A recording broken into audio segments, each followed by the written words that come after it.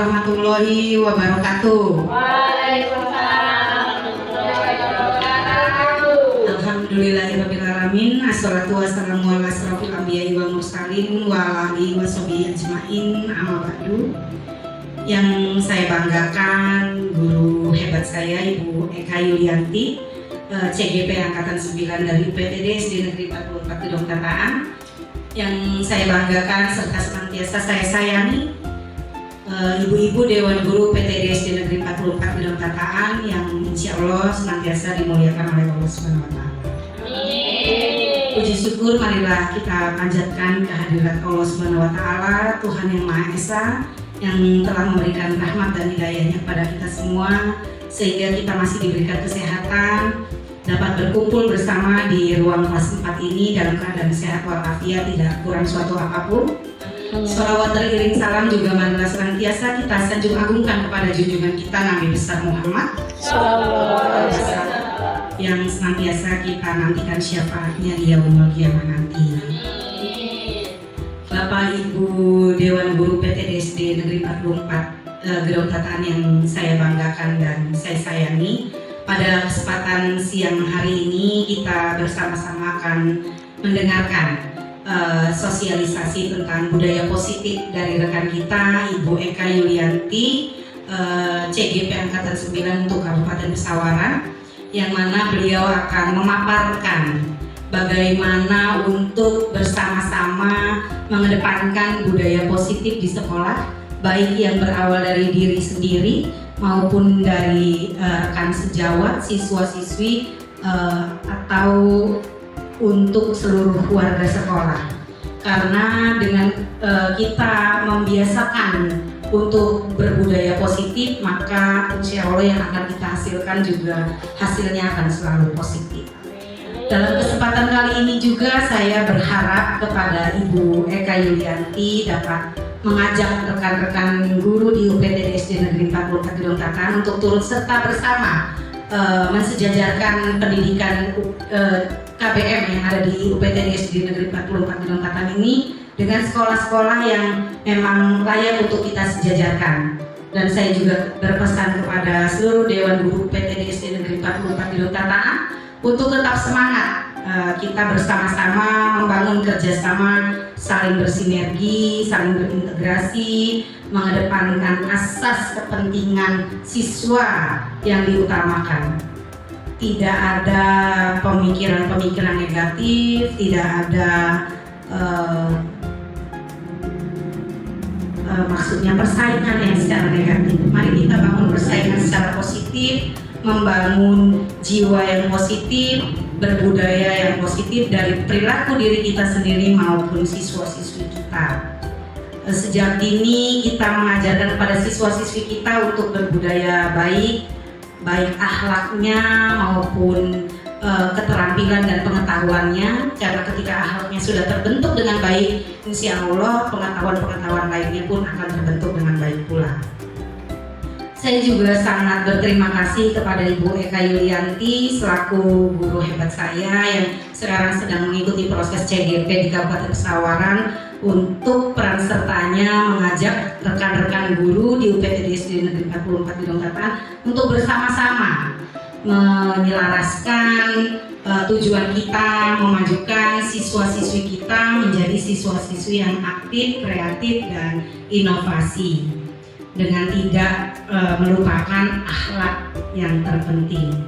Saya juga mengucapkan terima kasih yang tak terhingga serta apresiasi kepada seluruh Dewan Guru PTD SD Negeri 44 Gedong Tataan yang senantiasa semangat mendukung program saya, melaksanakan KBM-nya, saling bekerja sama sesama rekan guru, saling mengisi, dan juga ide-ide kreatifnya.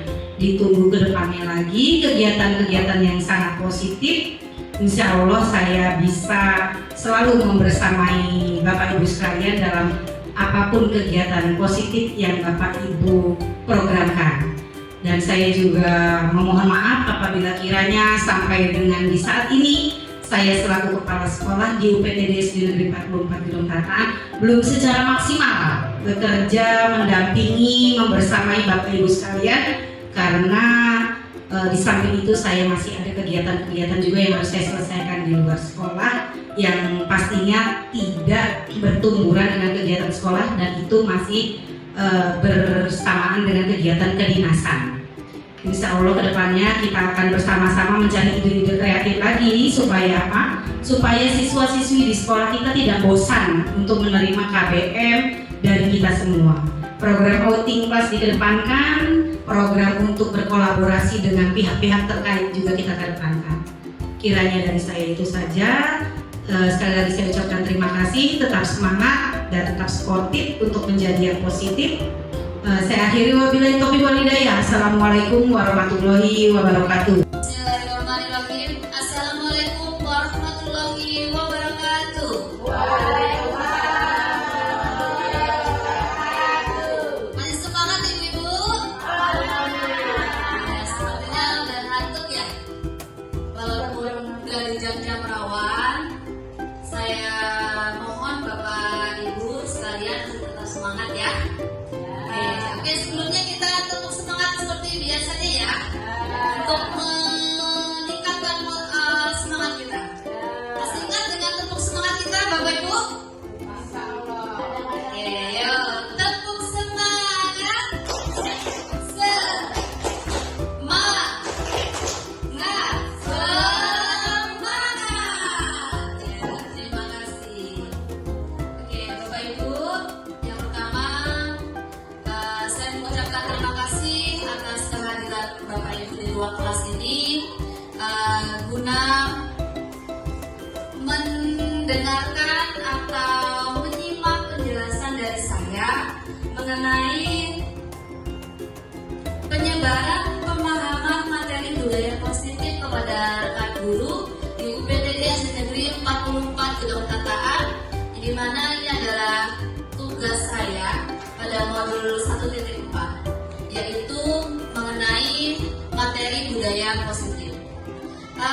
Sebelumnya saya mau bertanya Bapak Ibu, ketika Bapak Ibu mendengar kata budaya positif, apa yang terlintas pada benak Ibu, pada benak Bapak Ibu tentang budaya positif di sini? Apa sih yang terlintas di benak Bapak Ibu? Pembiasaan yang positif. Ada lagi?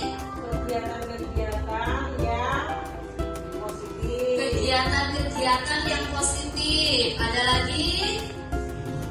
Kalau kita berbicara tentang budaya positif berarti berkenaan dengan aturan-aturan gitu ya Bapak Ibu ya. Aturan-aturan, disiplin-disiplin gitu ya. Nah itu yang akan terlintas di pikiran kita ketika kita mendengar kata budaya positif. Kartu.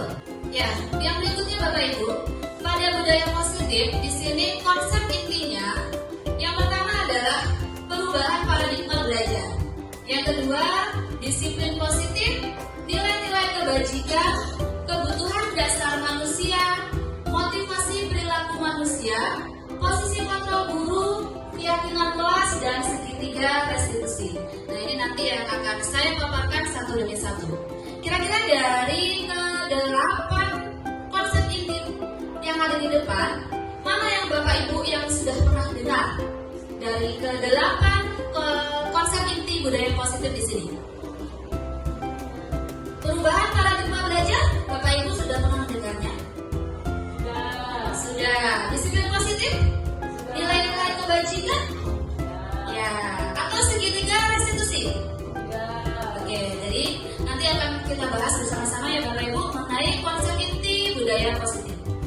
Selanjutnya, Bapak Ibu, yang pertama adalah pembelajaran dengan paradigma baru.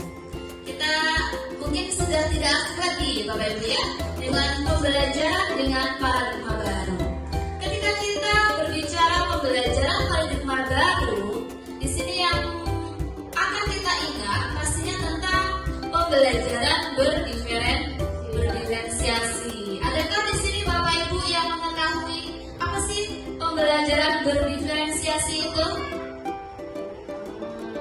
Ayo silakan, boleh tunjuk tangan. Silakan, Bu Yuni mungkin, ayo Bu Yuni.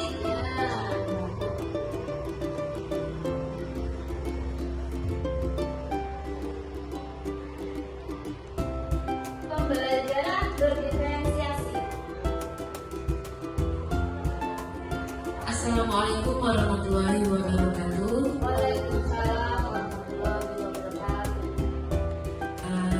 Di sini saya akan menjawab apa itu pembelajaran diferensiasi. Menurut saya ya, Bu Eka.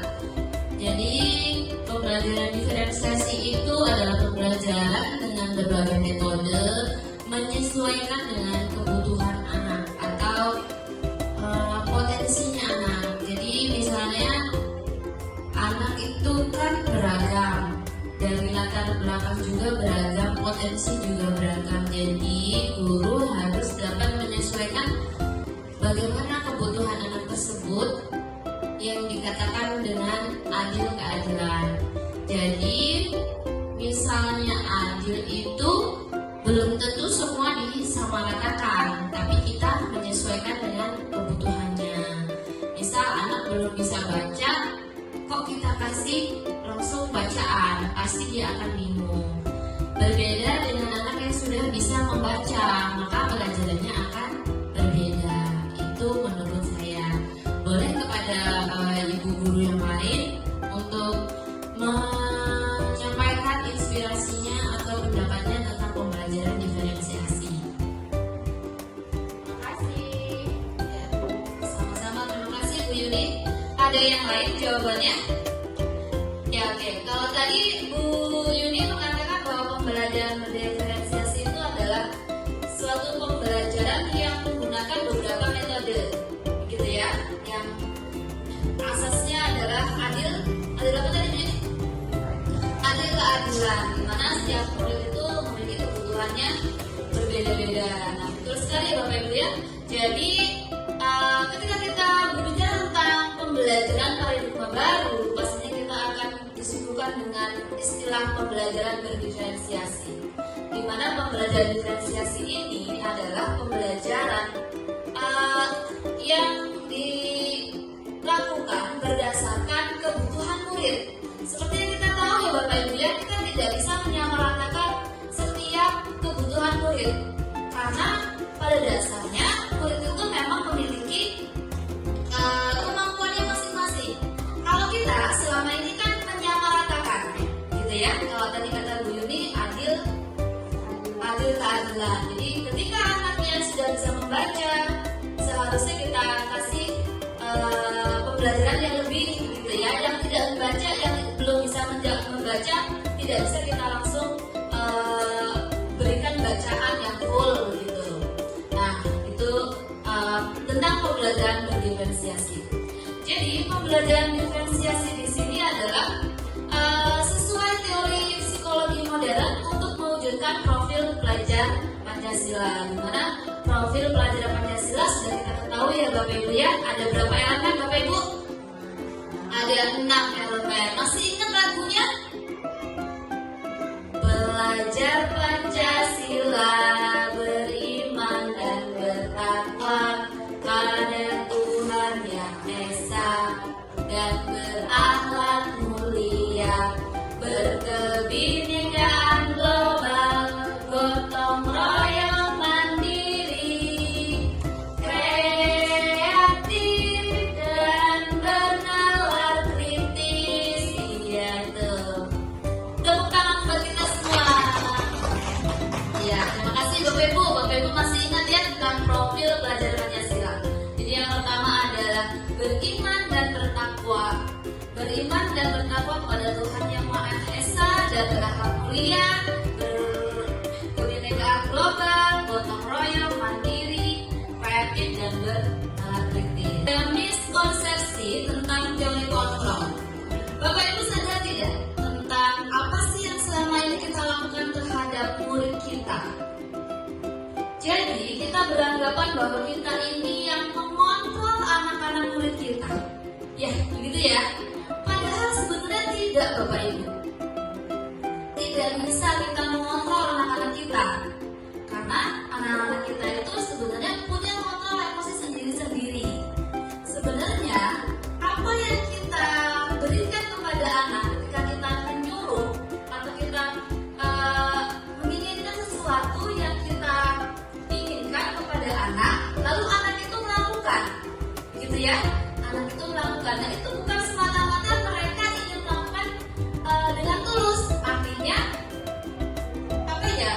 dari dalam diri dia sendiri atau istilahnya intrinsik ya gitu ya Bu Yuni ya.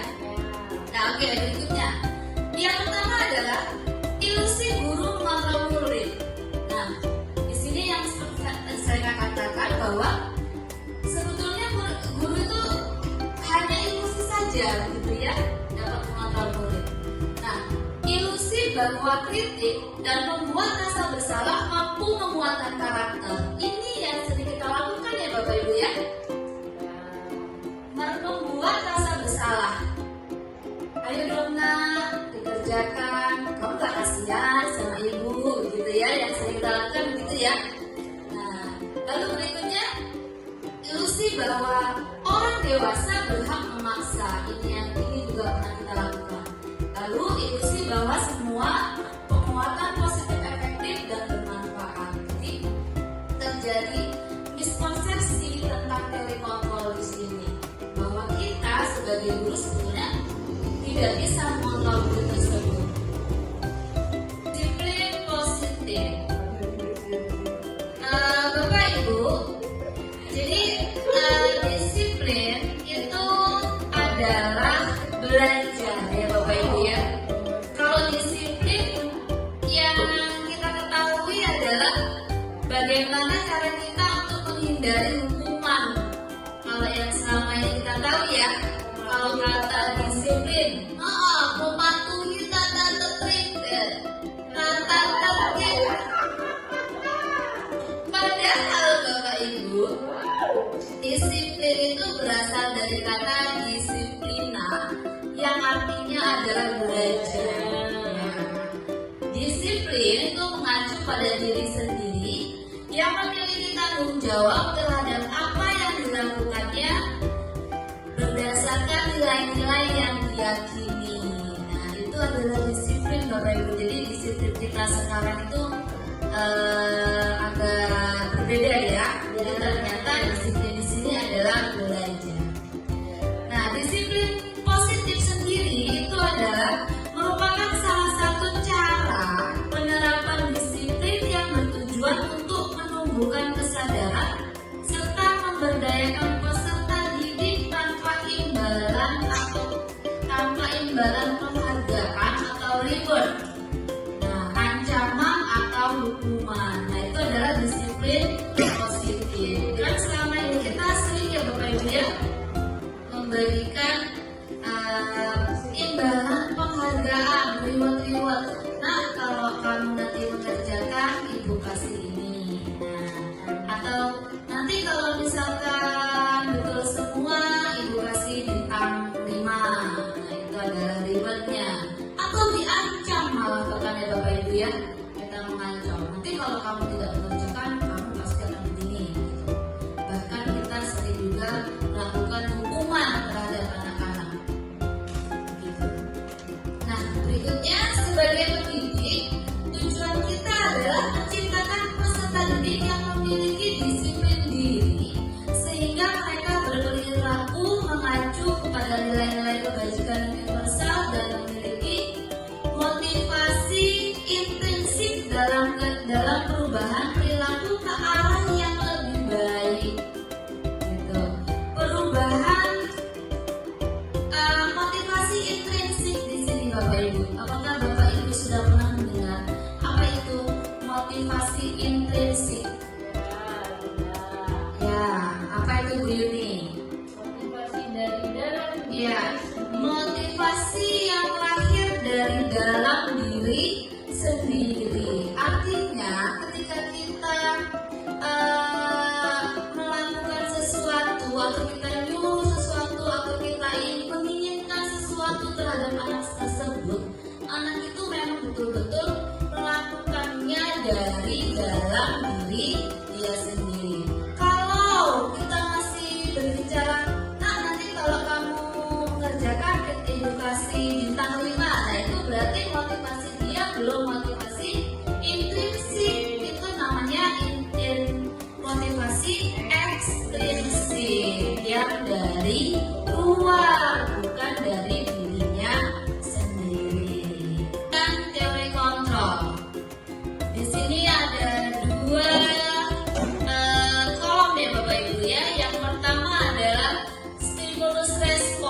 yang kedua adalah teori kontrol. Coba Bapak Ibu perhatikan, kita sekarang ada di posisi mana? Stimulus respon atau teori kontrol? Teori kontrol. Kalau Bu Yuni sudah ada di teori kontrol. Stimulus respon, Bapak Ibu yang pertama, realitas atau kebutuhan kita sama. Coba bayangkan Bapak Ibu, kebutuhan kita sama? Tidak. Setiap anak itu tidak sama kebutuhannya ya. Ya. Nah, teori kontrolnya adalah realitas kehidupan kita berbeda. Lalu berikutnya, semua orang melihat hal yang sama. Apakah iya? Tidak juga. Setiap orang memiliki gambaran yang berbeda. Jadi ketika kita memberikan sesuatu kepada anak, biarkan dulu anak menggali apa yang dia miliki gitu ya Bapak Ibu ya, sehingga kita bisa mengetahui kalau gambaran setiap anak itu berbeda, jadi tidak bisa disamakan dengan kita. Berikutnya adalah kita mencoba mengubah orang agar berpandangan sama dengan kita. Bisa tidak Bapak Ibu? Sangat tidak bisa, karena pada dasarnya kita berusaha memahami pandangan orang lain tentang dunia. Jadi jangan pula kita yang terus-terusan mau dipahami gitu ya Bapak Ibu ya, karena semua orang memiliki pandangan yang berbeda-beda.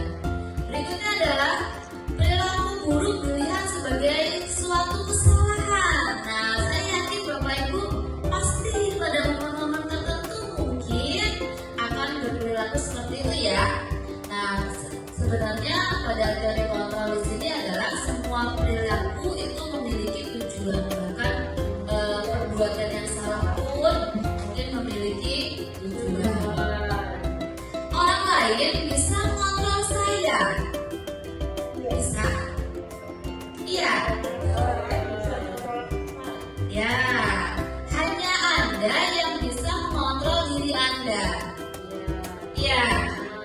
Jadi pada kondisi apa Bapak, Ibu, orang lain bisa mengontrol saya? Tingkah laku. Jadi kalau tingkah laku, misalkan contohnya dalam bertingkah laku, misalnya kita di sekolah, gitu ya. Kita nggak seperti biasanya loh Mbak. Ini misalnya ya, biasanya nih, misalnya Mbak Agung ceria atau gimana, loh kok sekarang enggak ini ada apa? Nah itu kan self control gitu kan. Gitu maksudnya.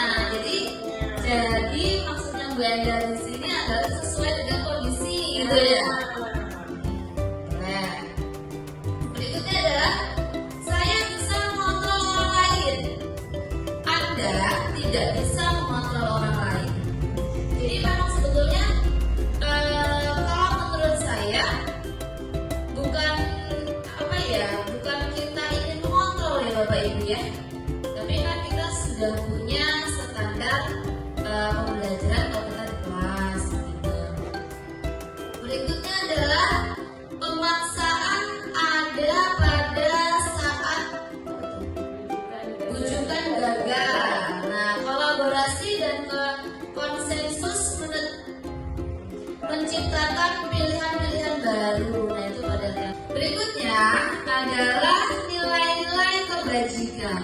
Nah, nilai-nilai kebajikan di sini adalah nilai yang disepakati bersama, lepas dari suku bangsa, agama, bahasa maupun latar belakangnya. Itu yang disebut dengan nilai-nilai kebajikan. Nah, nilai-nilai kebajikan itu sebenarnya memang sudah sering kita temui ya Bapak Ibu ya. Sama sudah sering kita temui, di antaranya ini adalah contoh nilai kebajikan pada suatu institusi atau organisasi. Kalau kita kan yang profil pelajar Pancasila. Nah, semua yang ada dalam kata-kata ini, yang dalam kalimat ini adalah contoh dari nilai-nilai kebajikan. Lalu ada toleransi, rasa hormat, integritas dan sebagainya. Lalu di sini juga keterampilan hidup atau life skill ini nilai-nilai kebajikannya seperti ini. Jadi nilai-nilai kebajikan itu ada banyak sekali Bapak Ibu. Nah, berikutnya di sini ada 5 kebutuhan dasar manusia. Bapak Ibu, ketika kita berbicara tentang 5 kebutuhan dasar manusia, kalau Bapak Ibu belum melihat ini, kira-kira kebutuhan dasar kita apa ya?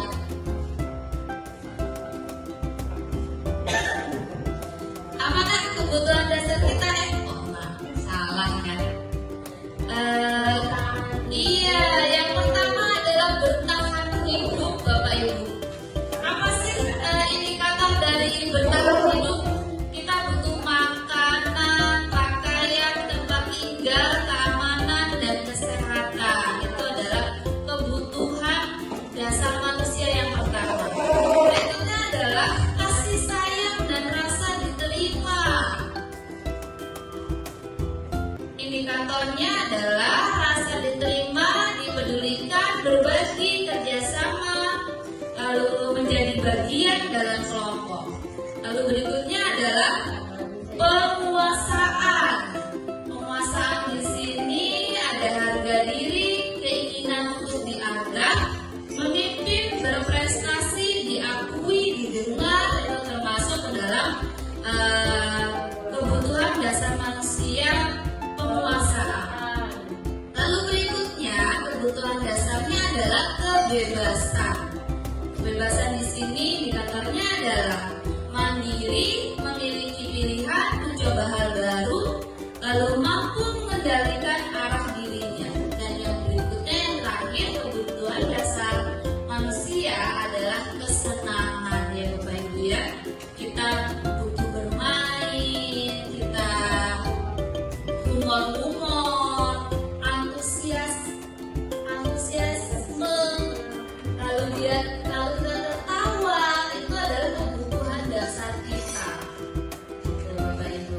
Nah, Bapak Ibu, dari 5 kebutuhan dasar manusia tadi, jadi ternyata kebutuhan dasar manusia itu adalah segala sesuatu yang kita lakukan untuk mendapatkan apa yang kita inginkan. Seluruh tindakan yang kita lakukan memiliki tujuan tertentu, gitu ya. Dan semua usaha terbaik yang kita lakukan adalah dalam rangka agar kebutuhan dasar kita terpenuhi dengan baik. Jadi itu adalah pengertian dari kebutuhan dasar manusia. Tadi ada berapa Bapak Ibu kebutuhan dasar manusia? Ada 5 ya. Jadi kita itu apa ya? Melakukan sesuatu gitu ya untuk tujuan tertentu dan pastinya untuk memenuhi kebutuhan dasar kita. Bapak Ibu, di sini ada hukuman, konsekuensi, dan restitusi. Kalau hukuman Bapak Ibu tahu ya? Ya, konsekuensi juga Bapak Ibu sudah mengetahui. Kalau restitusi, ada yang sudah pernah mendengar? Sudah pernah mendengar. Oke, kita bahas satu-satu. Dari yang pertama yaitu hukuman. Hukuman di sini adalah bersifat tidak terencana atau tiba-tiba, gitu ya. Bayangkan kalau kita saat upacara, kita mendapati anak yang terlambat mengikuti upacara, lalu kita bilang sama anak tersebut, setelah upacara kalian lari lapangan 5 kali putaran, gitu ya. Itu artinya bahwa hukuman tersebut itu tidak terencana atau tiba-tiba, begitu ya. Lalu berikutnya, murid tidak tahu apa yang akan terjadi atau apa yang tidak dilibatkan pada saat itu. Jadi murid itu ketika dia terlambat, dia tidak tahu apa yang akan terjadi. Tahu dia dapat hukuman suruh putar lapangan 2 kali putar lapangan gitu, misalnya dari guru piket atau wali kelasnya. Berikutnya adalah bersifat satu arah. Lalu berupa hukuman fisik atau psikis di sini. Seperti yang tadi, kalau disuruh lari lapangan berarti hukumannya bersifat apa itu Bu? Fisik ya. Kalau yang psikis yang bagaimana Bapak Ibu? Secara verbal ya, secara kata-kata. Misalkan terlambat terus. Sudah berapa kali nggak ikut upacara, gitu kan? Atau memangnya di rumah ngapain, gitu ya? Nah, seperti itu. Lalu berikutnya adalah konsekuensi. Nah, konsekuensi di sini terencana, disepakati sesuai peraturan. Jadi yang ada di dalam peraturan. Jadi anak itu tahu ketika dia terlambat masuk sekolah, tidak mengikuti upacara, lalu apa konsekuensinya dia itu tahu. Karena tadi itu terencana dan disepakati sesuai peraturan. Berikutnya adalah murid tetap dibuat tidak nyaman. Nah, dengan aturan yang ada di situ dia dibuat tidak nyaman. Karena ketika anak yang terlambat dia sudah tahu, misalnya disuruh bersih-bersih WC gitu kan, oh ini bakal bersih-bersih WC begitu. Berikutnya adalah sikap guru selalu memonitor murid. Lalu berikutnya adalah restitusi. Nah, pada tahap restitusi di sini adalah yaitu proses menciptakan kondisi bagi murid untuk memperbaiki kesalahannya, Bapak Ibu. Jadi ketika kita mendapati anak kita bermasalah gitu ya, itu anak itu diberi kesempatan untuk dapat memperbaiki kesalahannya. Lalu berikutnya proses kolaborasi yang mengajarkan murid untuk mencari solusi sendiri. Jadi ketika anak itu berbuat salah, lalu kita ajak dia untuk memperbaiki kesalahannya, dan anak itu juga kita dorong untuk mencari solusi sendiri ketika dia berbuat kesalahan. Mereka kan pertamanya sudah mengakui kesalahannya apa, sudah tahu konsekuensinya apa misalkan. Setelah itu baru diajak untuk memperbaiki kesalahannya. Setelah itu baru nanti kita arahkan murid tersebut untuk mencari solusi sendiri atas kesalahan yang dia buat. Pada bendera selama 1 jam. Bapak Ibu, kira-kira kalau hormat pada bendera 1 jam ini kira-kira masuknya kemana? Ke penghukum atau pembuat merasa bersalah? Ya, penghukum. Lalu kata-kata berikutnya adalah berapa kali ibu bapak harus beritahu kamu selalu saja mengecewakan bapak ibu. Nah, ini adalah pembuat merasa bersalah pada kasus siswa tidak memakai atribut upacara pada saat atribut lengkap pada saat upacara. Nah, berikutnya yaitu kalimat yang dilontarkan oleh gurunya, misalkan begini, masih dengan kasus yang sama. Ayo dong ikuti aturan sekolah, tolong bantu ibu atau bapak ya sekali ini. Ya udah, tidak apa-apa, lain kali jangan sampai berbuat seperti ini lagi ya. Nah, ini maksudnya kemana nak? Kemana Bu? Nah, ini ada satu hal yang belum. Iya. Bukan, itu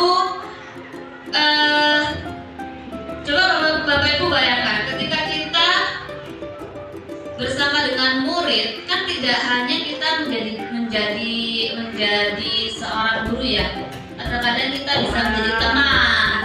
Nah, ini adalah salah satu posisi kontrol kita pada bagian teman. Jadi kita ayo dong gitu. Berikutnya adalah kamu sudah melanggar peraturan sekolah, kamu tahu konsekuensinya. Setelah upacara kamu beli atributnya ke koperasi dan jangan diulangi lagi. Nah, ini adalah posisi pemantau. Berikutnya, apakah kamu tahu kesalahanmu? Kira-kira bagaimana kamu memperbaiki kesalahanmu? Nah, ini yang harusnya kita terapkan ya Bapak Ibu ya, di mana kata-kata ini yang harusnya kita lontarkan ketika anak-anak itu melakukan kesalahan. Nah, pada posisi ini itu berarti guru telah menerapkan posisi sebagai manajer, Bapak Ibu. Nah, di sini ada posisi kontrol apakah aku. Kira-kira nih Bapak Ibu, saya kecewa sekali dengan kamu.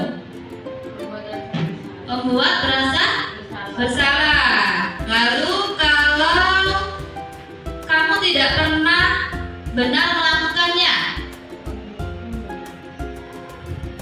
Apa nih? Kamu tidak pernah benar melakukannya.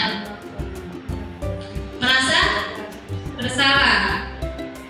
Oke, terus berikutnya,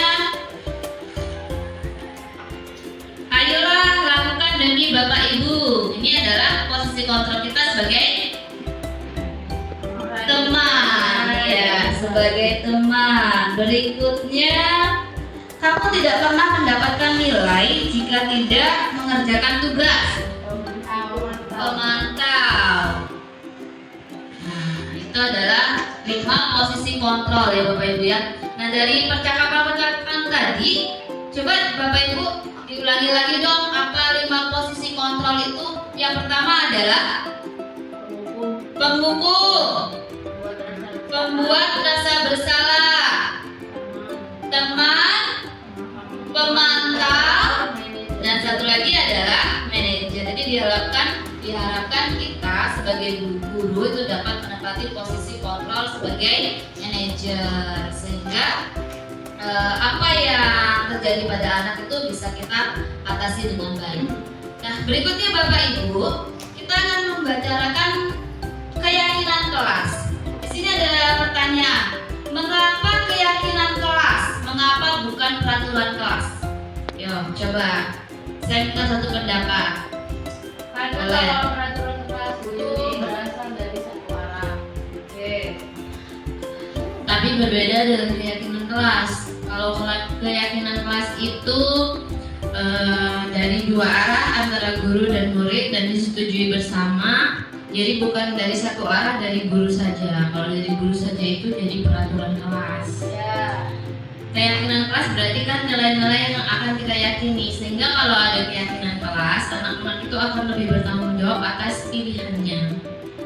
Karena mereka yang memilih sendiri aturannya, mereka juga sendiri yang membuat hukumannya.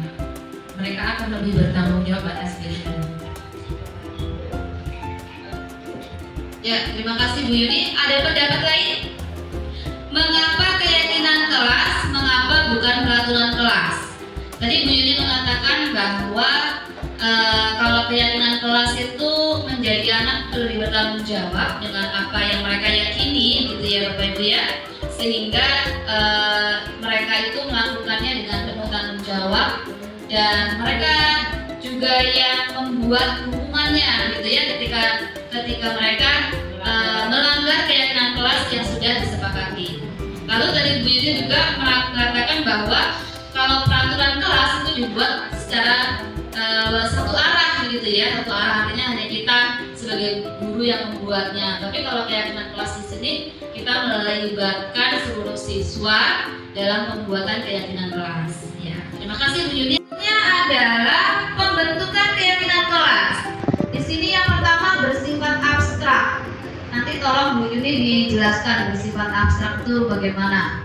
Lalu berikutnya merupakan pernyataan universal. Yang universal tadi itu dia yang merujuk pada nilai-nilai kebajikan ya. Nilai-nilai kebajikan yang tadi sudah kita bicarakan, misalnya seperti saling menyayangi, disiplin, bertanggung jawab, apa kita Bu? Mandiri, gitu ya, gotong royong, gitu. Lalu dibuat dalam pernyataan positif. Jadi tidak menggunakan kata tidak atau dilarang atau jangan, tidak ada kata yang itu. Lalu berikutnya adalah sedikit saja agar mudah dimengerti. Jadi tidak terlalu panjang di sini keyakinan kelas yang dibuat. Berikutnya adalah sesuai dengan kondisi kelas dan sekolah agar lebih mudah diterapkan. Jadi jangan kita membuat keyakinan kelas yang tidak ada di sekolah kita gitu. Artinya ketika kita menerapkan itu, anak itu mengerti, anak itu mudah dipahami, lalu bisa diterapkan di kelas kita atau di sekolah kita. Dan yang terakhir adalah semua warga kelas atau sekolah dilibatkan dalam pembuatan keyakinan kelas. Jadi di sini dalam pembuatan keyakinan kelas itu tidak hanya guru yang membuatnya, tapi kita juga melibatkan seluruh siswa dalam pembuatan keyakinan kelas gitu. Bu, yang selanjutnya adalah segitiga restitusi. Mungkin ini adalah hal baru yang kita dengar ya Bapak Ibu ya, segitiga restitusi, dan saya juga baru mendapatkan pelajaran ini pada program pendidikan guru penggerak. Jadi segitiga restitusi di sini adalah suatu proses dialog yang dijalankan oleh guru agar dapat menghasilkan murid yang mandiri dan bertanggung jawab. Kalau kita telaah dari setiap katanya, di sini ada kata mandiri dan bertanggung jawab. Lalu adalah suatu proses dialog. Jadi segitiga restitusi ini adalah suatu proses dialog di mana untuk mendapatkan anak yang mandiri dan bertanggung jawab. Nah, pada segitiga restitusi ini ada 3 tahapan. Yang pertama adalah menstabilkan identitas. Ini di sini ada menstabilkan identitas. Lalu validasi tindakan yang salah. Dan yang ketiga adalah menanyakan keyakinan. Nah, di sini menstabilkan identitas di sini, ketika anak itu berbuat salah, kita tidak boleh ya Bapak Ibu langsung menyalahkan gitu ya, atau menghukum anak tersebut. Yang pertama yang kita lakukan adalah harus menstabilkan identitas agar anak itu tetap bisa menjaga harga diri dia juga gitu, dengan kata-kata yang misalkan begini, setiap orang itu pernah melakukan kesalahan loh gitu. Atau tidak ada orang yang sempurna di dunia ini gitu. Coba Bapak Ibu bayangkan, ketika Bapak Ibu berbuat salah, lalu Bapak Ibu langsung dicecar dengan pertanyaan-pertanyaan yang bikin Bapak Ibu tambah pusing. Apa yang terjadi dengan Bapak Ibu? Tambah down ya, akhirnya seperti itu. Nah, kalau kita coba untuk menstabilkan identitas terlebih dahulu. Kita bilang dulu kepada anak tersebut bahwa setiap orang itu pernah melakukan kesalahan. Lalu berikutnya adalah validasi tindakan yang salah. Pada proses validasi tindakan yang salah di sini kita tanyakan sebetulnya apa sih yang terjadi, apa sih yang dia perbuat. Lalu kita tanya, ketika anak itu bercerita, kita tanya kira-kira yang kamu buat itu sudah baik atau belum gitu. Nah, itu adalah contoh dari validasi tindakan yang salah. Nah, berikutnya adalah menanyakan keyakinan. Tadi kan kita sudah berbicara tentang keyakinan kelas ya Bapak Ibu ya. Nah, kita tanyakan pada anak, kira-kira anak itu ketika melanggar itu sudah sesuai tidak dengan keyakinan kelas yang kita buat. Nah, kurang lebih seperti itu. Nah, di sini ada contoh dari menstabilkan identitas. Jadi Bu, pada poin menstabilkan identitas di sini berdasarkan prinsip membuat kesalahan adalah bagian dari proses pembelajaran. Seperti di awal tadi ya Bapak Ibu ya, bahwa kesalahan itu adalah sebagai proses pembelajaran. Kata-katanya di sini berbuat salah itu wajar, gitu ya. Tidak ada manusia yang sempurna loh, gitu. Lalu ibu bapak juga pernah melakukan itu. Lalu ada juga ibu bapak tidak mencari siapa yang salah, siapa yang benar, tapi ibu bapak di sini mencari solusi dari permasalahan. Lalu kamu berhak merasa begitu. Nah, ini adalah kata-kata ketika kita lontarkan kepada anak ketika kita menemui anak yang bermasalah. Nah, berikutnya ya benar dibom-bom dulu gitu ya Bu ya. Berikutnya adalah kamu bukan satu-satunya, misalkan berikutnya adalah validasi tindakan yang salah. Nah, pada validasi tindakan yang salah di sini berdasarkan prinsip setiap perilaku berupaya memenuhi suatu kebutuhan tertentu. Nah, di sini kata-kata yang bisa dilontarkan, kamu pasti punya alasan mengapa melakukan hal itu, gitu ya. Lalu padahal kamu bisa melakukannya lebih buruk daripada ini. Untungnya, misalkan, untungnya kamu tidak sampai memukul, misalnya. Untungnya kamu tidak sampai mencederai temanmu, begitu. Lalu berikutnya, kamu patut bangga karena telah melindungi sesuatu yang penting bagimu. Yang terakhir, kamu melakukannya karena mempertahankan sesuatu yang penting bagimu. Nah, ini adalah contoh dari validasi tindakan yang salah. Berikutnya yang terakhir, itu adalah menanyakan keyakinan. Jadi setelah tadi kita menstabilkan identitas, lalu kita apa tadi Bu? Yang kedua, validasi tindakan yang salah. Yang terakhir, kita harus menanyakan keyakinan. Nah, pada poin dan menanyakan keyakinan di sini berdasarkan prinsip telekontrol bahwa pada dasarnya kita termotivasi secara intrinsik. Secara intrinsik tadi apa Bapak Ibu? Dari dalam diri. Nah, misalkan nih, apa keyakinan kelas kita? Nilai-nilai apa yang telah disepakati bersama? Lalu seperti apa gambaran sebuah kelas yang ideal menurut kamu? Kamu ingin menjadi orang seperti apa? Nah, itu adalah pada proses menanyakan keyakinan kelas. Saya mengenai budaya positif yang ada di sekolah. Semoga nanti kita bisa laksanakan bersama di sekolah masing-masing, di kelas masing-masing nih Bapak Ibu ya, dengan mulai menerapkan keyakinan kelas, lalu menjalankan segitiga restitusi apabila kita menghadapi siswa yang bermasalah. Sehingga pada penutupan ini saya dapat menyimpulkan bahwa dalam penerapan program disiplin positif hendaknya guru memiliki standar kepribadian, profesional dan sosial yang baik, di mana guru mampu merefleksi dirinya dalam posisi kontrol saat ini.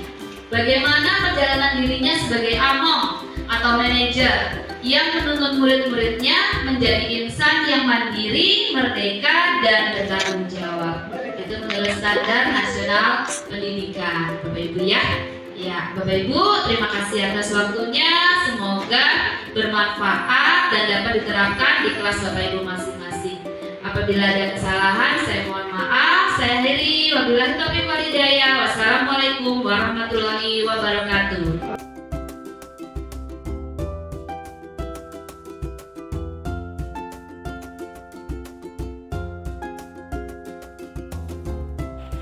Assalamualaikum warahmatullahi wabarakatuh.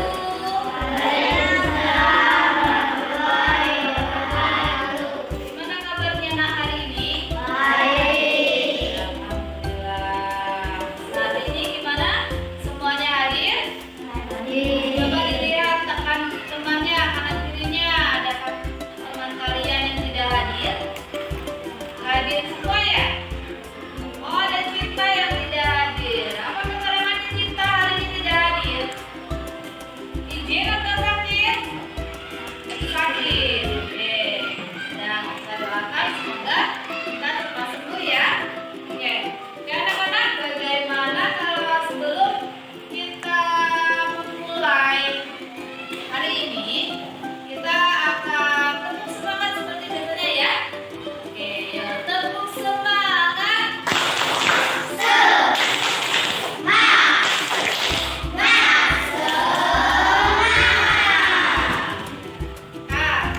Ya, oke anak-anak, jadi pagi ini kita akan mencoba membuat sebuah keyakinan kelas. Apa kalian sudah pernah mendengar apa itu keyakinan kelas? Belum? Nah, kalian sudah pernah mendengar atau kita bahkan sudah pernah melihat ada aturan di sekolah kita, ya, peraturan di sekolah kita, gitu kan? Nah, hari ini juga kita akan membuat seperti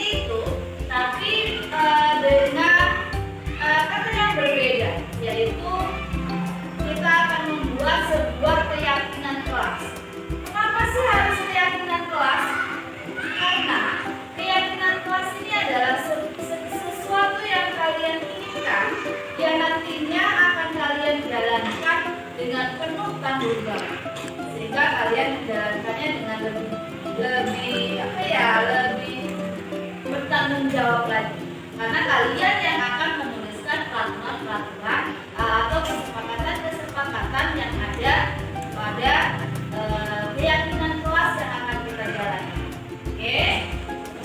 Nah, pada keyakinan kelas ini nanti akan kalian tuliskan itu dalam bentuk kalimat positif. Jadi seperti misalkan begini, kalian menginginkan kelas yang bagaimana sih di kelas kita ini? Coba sebutkan. Kalian pengen yang nyaman, apalagi yang wangi, yang indah, bersih. Lalu saling antar teman harus bagaimana? Saling bagaimana? Saling menghargai, ya, saling menghormati, gitu kan? Lalu apa lagi? Saling tolong menolong antar teman. Lalu bagaimana kalau misalkan pada saat mengerjakan ulangan misalkan tidak boleh mencontek, begitu kan? Tapi kan di sini dalam membuat keyakinan kelas itu harus menggunakan kalimat positif. Artinya tidak boleh menggunakan kata yang ada kata dilarang atau jangan atau tidak boleh, gitu ya. Itu tidak boleh menggunakan kata-kata seperti itu. Kalau misalkan tidak boleh mencontek, tidak boleh mencontek itu berarti kata lainnya apa? Harus apa? Jujur, ya, harus jujur dalam mengerjakan ulangan misalnya, gitu ya. Lalu apa lagi tadi yang kalian inginkan? Kelas kita itu pengen apa? Ya, disiplin, gitu ya. Ya, oke. Nanti ya, berarti ya, tentang kesepakatan kelas yang akan kita yakini atau keyakinan kelas nantinya. Kesepakatan yang nantinya akan kita yakini menjadi sebuah keyakinan kelas. Oke, jadi nanti kita akan membagikan kertas pocket.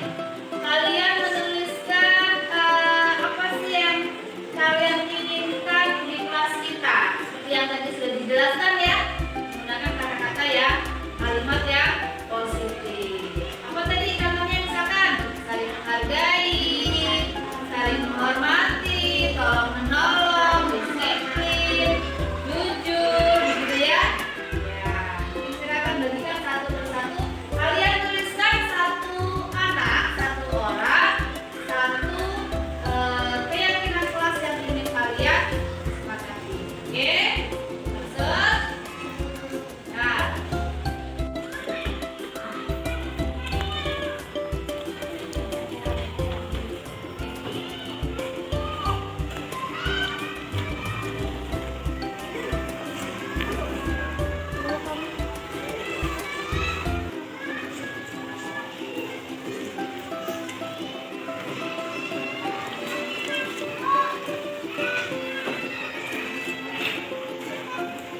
Nah, ya, sampai di sini lah. Ayo silakan yang lain ditambahkan. Ya, yang lain. Boleh di mana saja. Ya, di bawahnya jangan DP-DP, di bawahnya sini, di bawahnya. Boleh di bawahnya.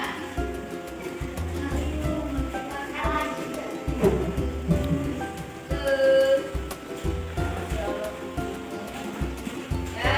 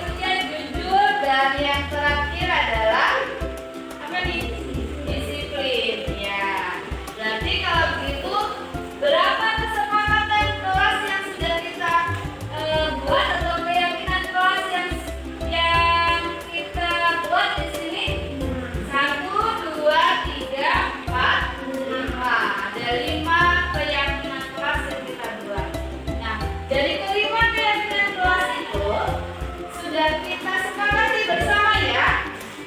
Ya, kita sepakati bersama.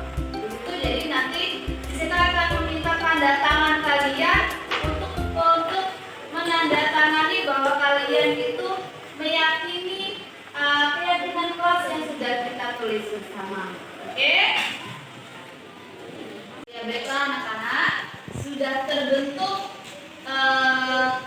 sebuah keyakinan kelas yang sudah kita sepakati, sehingga nanti ketika keyakinan kelas itu sudah kita bentuk, apa yang harus kalian lakukan?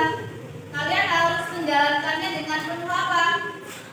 Dengan penuh rasa tanggung jawab. Jadi apa yang sudah kita sepakati yang menjadi keyakinan kelas kita, ini yang harus kalian lakukan di kelas kita. Itu ya anak-anak ya. Nah, Ron, silakan Ron.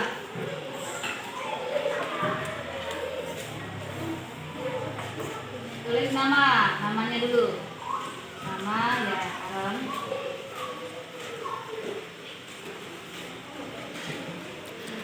Tanda tangan. Ya. Nah. Berikutnya, silakan Aisyah. Iya.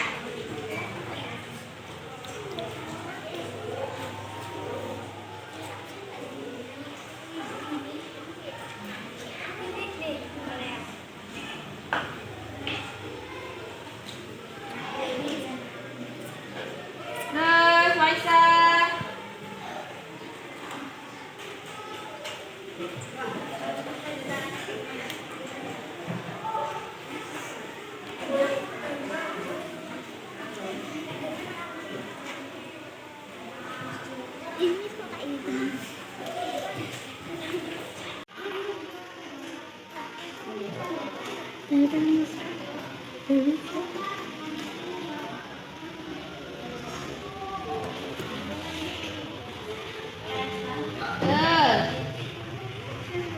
Dewa.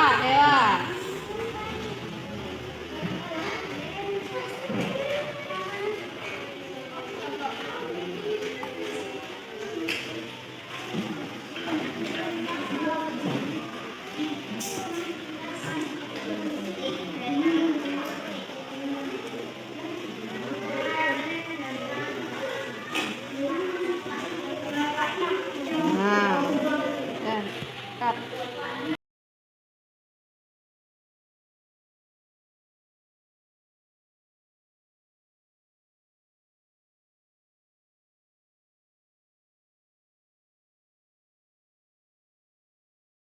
Assalamualaikum warahmatullahi wabarakatuh. Perkenalkan, nama saya Naila dari kelas 4A.